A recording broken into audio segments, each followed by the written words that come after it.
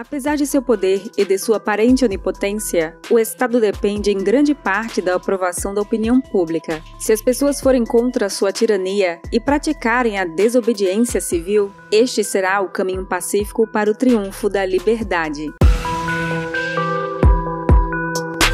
Este é a Visão Libertária, sua fonte de informações descentralizadas e distribuídas. A liberdade humana tem sido fruto de conquistas regadas a sangue, suor e lágrimas ao longo da história. Tanto a liberdade de um povo como a liberdade individual sempre foram atacadas pelos poderosos de plantão. As pessoas em posição de poder dentro do Estado, por óbvio, não cederão, nem entregarão seus poderes e benesses. Não esperem absolutamente nada vindo deles. Nem mesmo os ditos bem-intencionados, que desejam reformar e melhorar o governo. A liberdade e toda a filosofia que engloba os direitos individuais primeiro deve ser defendida no campo das ideias, como tem sido muito bem feita pelos libertários, e depois deve-se partir para a etapa de aplicá-la efetivamente na vida diária. Uma prática efetiva de se viver com mais liberdade em qualquer momento e em qualquer lugar se chama desobediência civil. Existem vários ícones da desobediência civil que merecem nosso reconhecimento e gratidão. Um deles é o famoso americano Henry Thoreau, que fez enormes críticas ao pagamento de impostos, à escravidão e ao imperialismo expansionista do Estado americano. Por se recusar a pagar impostos, Thoreau foi preso, e este episódio o inspira a escrever sua famosa obra Desobediência Civil. Esse filósofo é uma grande referência para os libertários de todos os tempos. O legado de um libertário, quando embasado em leis universais, transcende gerações inteiras. Suas palavras vivem na eternidade e abrem caminhos para grandes líderes no futuro lutarem pela liberdade com embasamento ético e moral. E é isso que o legado de Mises, Rothbard e tantos outros tem feito e continuará fazendo. As pessoas, segundo Henry Thoreau, precisam estar preparadas para a liberdade. Precisam, acima de tudo, desejá-la intensamente. Por isso, ele dizia, abre aspas, o melhor governo é o que não governa. Quando os homens estiverem devidamente preparados, terão esse governo. Fecha aspas.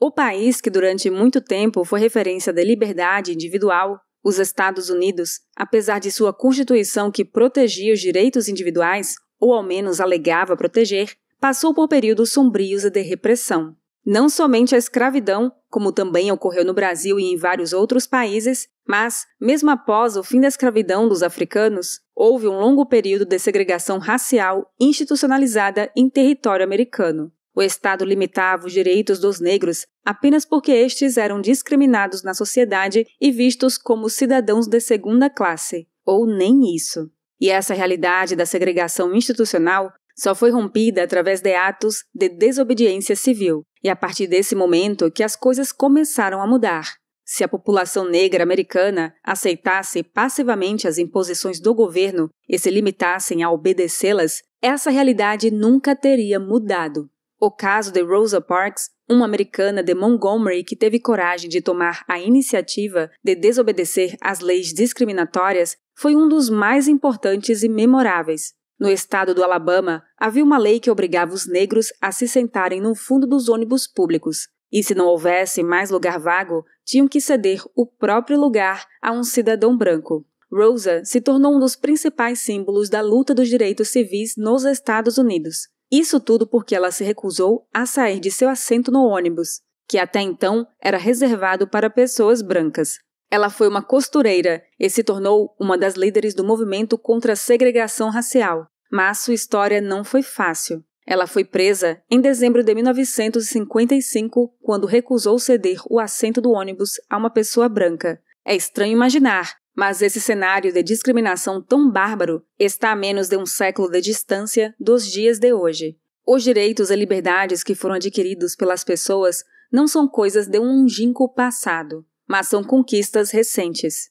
Apesar de uma injusta lei estadual americana amparar que os brancos tinham direito aos assentos da frente no ônibus, a prisão de Rosa Parks culminou com uma onda de protestos contra a discriminação racial, sendo o estopim de uma revolução de desobediência. A partir daí, um pastor de uma igreja, Martin Luther King Jr., organizou um movimento de boicote aos ônibus. Um protesto que durou 382 dias, que teve aderência de mais de 30 mil pessoas. Assim, grande parte da população negra começou a boicotar o transporte coletivo em Montgomery, e isso causou um grande prejuízo ao sistema de transporte. E finalmente, em 20 de dezembro de 1956, a Suprema Corte Americana declarou que as leis segregacionistas eram inconstitucionais. Uma brilhante e pacífica vitória fruto da desobediência civil. É necessário abrir um breve parênteses aqui, para explicar um pouco da visão libertária sobre a situação da discriminação. Nós, libertários, defendemos o direito absoluto à propriedade privada, e esse direito implica no direito de discriminar outras pessoas. Mas não se engane, vamos explicar. É algo além de julgamentos morais. Afinal, o direito de propriedade privada implica que o dono da propriedade tem total direito de escolher quem pode entrar ou não em sua propriedade, seja uma residência ou um meio de transporte, ou o que seja. Assim, é evidente que os proprietários sempre irão decidir que tipo de pessoa irá frequentar sua propriedade. Isso sempre aconteceu. Você deixaria qualquer um entrar em sua casa? Claro que não. E isso já é uma forma de discriminar aquela pessoa em específico. A questão é que as leis segregacionistas nos Estados Unidos e em outros países foram fruto de uma visão coletivista imposta pelo Estado, uma decisão unilateral imposta por uma máfia que se acha no direito de cercear os direitos de pessoas pacíficas e de controlar suas propriedades. Isso rompe os princípios libertários. Afinal, quem deveria decidir quem entra ou não num ônibus, por exemplo, é o dono do ônibus e mais ninguém. Agora, o mais legal do sistema capitalista de livre mercado é que o incentivo que um dono da empresa de ônibus, táxi, metrô, avião ou seja lá o que for que use como transporte tem, é de deixar usufruir a maior quantidade de pessoas possível, pois ele irá lucrar mais à medida em que torna o seu serviço inclusivo para a sociedade. E se ele restringir o acesso a seus serviços, seus concorrentes irão receber essas pessoas de bom grado e ganhar novos clientes, vencendo a competição no mercado. E é servindo as pessoas que uma empresa capitalista faz sucesso, e não excluindo pessoas. Ou seja, todos os incentivos estão alinhados para a satisfação do cliente, não numa visão coletivista de Estado, mas em uma visão individualista a partir da propriedade privada. E como bem defendida por Henry Thoreau, um indivíduo deveria agir de acordo com sua consciência moral, e não de acordo com as leis do governo. As leis do governo quase sempre não têm embasamento em ações de elevada moralidade. São apenas regras impostas por políticos visando mais controle e poder sobre as pessoas. Quando as pessoas se conformam com as ações de um governo, elas são cúmplices de sua tirania.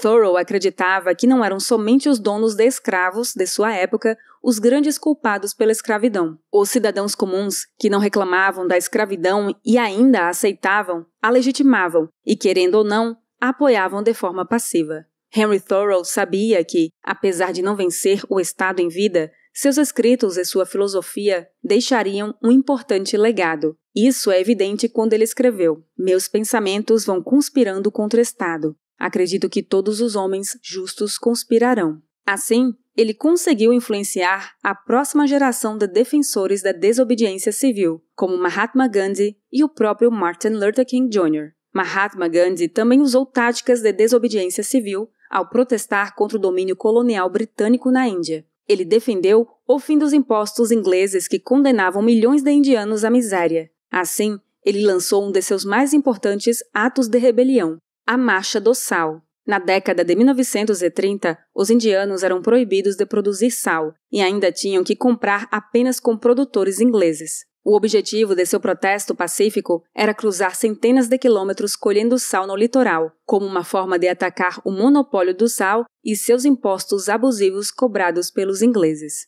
Foi um protesto bem-sucedido e de grande escala. Marcharam cerca de 400 quilômetros durante 24 dias, e contou com milhares de pessoas que resistiram à opressão policial das autoridades coloniais. Cerca de 60 mil pessoas foram presas, mas a mensagem foi passada. Como consequência, o monopólio sobre o sal foi removido no ano seguinte, em 1931. O grande questionamento de Henry Thoreau era sobre o porquê um indivíduo deveria ser forçado a cumprir uma lei injusta que ferisse sua consciência. Isso traz à tona a falsa legitimidade do juspositivismo e do legalismo estatal. Ele questionava a adoção das guerras, da escravidão, mas também do coletivismo, porque ele sabia que, em muitos casos, a vontade da maioria poderia também ser injusta e violenta para com outros grupos. E o exemplo das leis segregacionistas que Luther King combateu nos Estados Unidos e o regime de apartheid na África do Sul são uma prova disso, já que muitos americanos concordavam e apoiavam essas leis,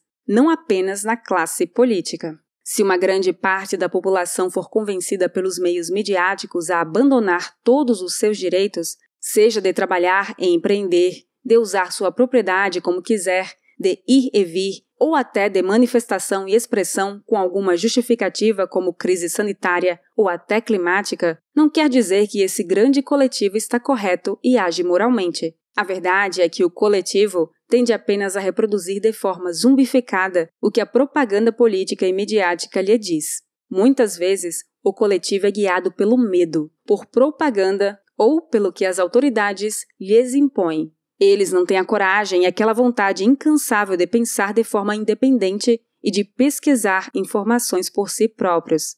Já a ética de propriedade privada é atemporal, logicamente correta e universal. Ela diz respeito sobre o direito natural de cada ser humano ser proprietário de seu próprio corpo e de suas posses. Não podemos abandonar nossos princípios morais e a ética universal por um estado de medo da circunstância do momento ou dos apelos propagandísticos apocalípticos. Os princípios verdadeiros e absolutos precisam ser adotados na nossa prática diária, sendo uma dessas a desobediência a leis injustas e o não financiamento de governos que não te representam. A liberdade precisa ser conquistada diariamente. Você nunca receberá como um presente, e ela somente pertencerá àqueles que desobedecem às leis e ordens injustas e agem de acordo com leis universais.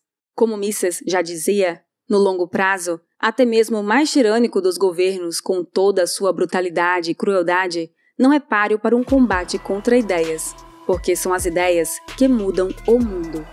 Obrigada por sua audiência. Este artigo foi sugerido e escrito por o historiador libertário, revisado por Amazônia Livre e narrado por Baby Yoda. Se você deseja acompanhar nosso conteúdo, inscreva-se no canal e clique no ícone de campainha. Até a próxima!